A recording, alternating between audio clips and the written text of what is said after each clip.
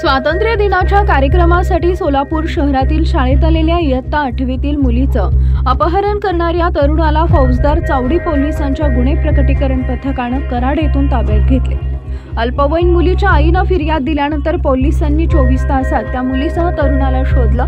सिद्धराम बुक्का राहणार कुंभारी तालुका दक्षिण सोलापूर असं अटक केलेल्या तरुणाचं नाव आहे।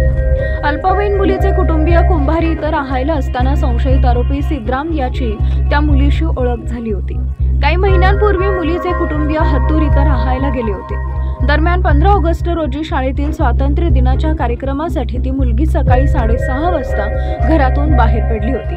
11:30 वाजल्यानंतर ही मुलगी घरी न आल्यानं तिच्या आईने इतरत्र शोध घेतला। मैत्रिणींकडे विचारपूस केली परंतु मुलगी सापडली नाही।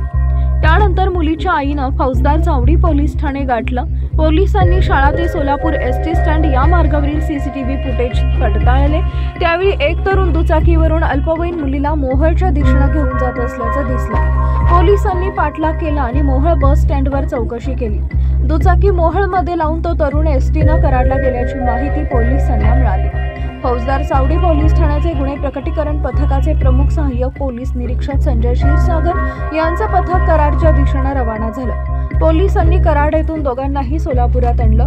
हे कामगिरी वरिष्ठ पोलीस निरीक्षक महादेव राऊत, पोलीस निरीक्षक तानाजी दराडे यांच्या मार्गदर्शनाखाली सहाय्यक पोलीस निरीक्षक संजय क्षीरसागर, पोलीस उपनिरीक्षक सतीश बावणे यांच्या नेतृत्वातील पोलीस अंमलदार अयाज बागलकोटे, अमोल खरटमल, सूरज सोनवलकर, अमोल पवार यांच्या पथकानं पार पाडली।